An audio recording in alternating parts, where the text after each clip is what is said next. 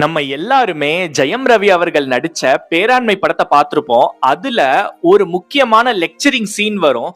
அதுலதான் ஜெயம் ரவி அவர்கள் பொலிட்டிக்கல் எக்கானமினா என்ன, எக்கனாமிக்ஸோட சின்ன சின்ன கூறுகளை பத்தி அங்க ஸ்டூடெண்ட்ஸ்க்கு கிளாஸ் எடுத்திருப்பாரு.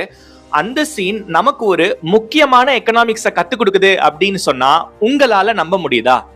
ஆமாங்க, அந்த சீன் தொடக்கத்துல இருந்தே மனிதர்கள் எப்படி மனிதர்களோட வாழ்க்கையில பணம் மாறி இருக்கு அப்படிங்கறத சொல்லுவாரு. முதல்ல மனிதர்களான நாம கமாடிட்டி டு கமாடிட்டி அப்படின்னு தான் ட்ரேட் பண்ணிட்டு இருந்தோம். உப்பை கொடுத்து புளிய வாங்குறது, புளிய கொடுத்து அரிசியை வாங்குறது அப்படிங்கிற மாதிரி தான் இருந்தது. அதுக்கப்புறம் நம்ம மீடியம் ஆஃப் எக்ஸ்சேஞ்ச் அப்படிங்கிறதுக்கு ஏதாவது வேணுமே அப்படிங்கிற கன்வீனியன்ஸ்க்கு நாம கண்டுபிடிச்ச ஒரு கருவி தான் பணம். அதுக்கப்புறமா commodity to money to commodity அப்படின்னு நம்மளுடைய ஃபங்க்ஷன் மாறுச்சு. ஆனா பணத்தோட ஃபங்க்ஷன் அப்படிங்கிறது பொருள் சார்ந்த நடவடிக்கைகளுக்கு மட்டும்தான் பயன்பட்டுச்சு. இது அப்படியே மாறி மணி டு கமாடிட்டி டு மணி அப்படின்னு மாற ஆரம்பிச்சது. அதாவது பணத்தை கொடுத்து சரக்கை வாங்கி நம்ம வச்சுக்கிட்டது, அதுக்கப்புறமா டிமாண்ட் அதிகமானோடனே அதிக விலை வச்சு அதை வித்து மேற்கொண்டு பணத்தை வந்து அக்யூமுலேட் பண்ணது.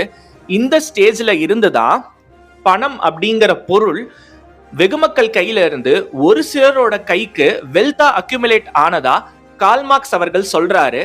அதுக்கு பின்னாடி அவர் சொல்ற ஒரு கோர் எக்கனாமிக்ஸ் கான்செப்ட் தாங்க சர்ப்ளஸ் வேல்யூ அப்படிங்கிறது. முதல்ல இந்த சர்ப்ளஸ் வேல்யூ அப்படிங்கிறது என்ன, கால்மார்க்ஸ் சர்ப்ளஸ் வேல்யூங்கிறத என்னவா எக்ஸ்பிளைன் பண்றாரு? இது நம்ம ஒரு எக்ஸாம்பிள் வச்சு பார்க்கலாம். நீங்க இப்போ ஒரு 8 மணி நேரம் வேலை செய்றீங்க.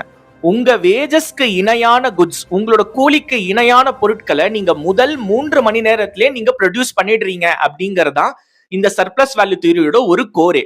அந்த 3 மணி நேரத்துல நீங்க ப்ரொடியூஸ் பண்ண குட்ஸ் கூடயே நீங்க மினிமமான 5ல இருந்து 10 விழுக்காடு லாபத்தை அந்த கம்பெனிக்கு கொடுத்துடுறீங்க.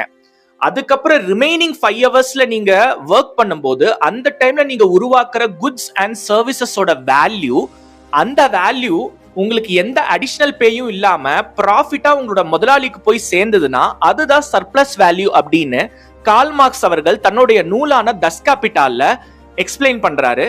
இந்த சர்ப்ளஸ் வேல்யூ அப்படிங்கறத சர்ப்ளஸ் மணியா மாறி ஒரு சிலரோட கையில வெல்த் அக்யூமுலேஷனா மாறி அது பல சிக்கல்களுக்கு வழிவகுக்குது அப்படின்னு கால்மார்க்ஸ் அவர்கள் தன்னோட தஸ் கேபிட்டால் நூல்ல சொல்லியிருக்காரு. இததான் இயக்குனர் திரு SP ஜனநாதன் அவர்கள் தன்னோட படமான பேராண்மையில நடிகர் ஜெயம் ரவியை வச்சு அந்த கிளாஸ் ரூம் லெக்சரிங் சீன்ல நமக்கு பிரில்லியண்டா எக்ஸ்பிளைன் பண்ணியிருக்காரு அப்படின்னே சொல்லலாம்.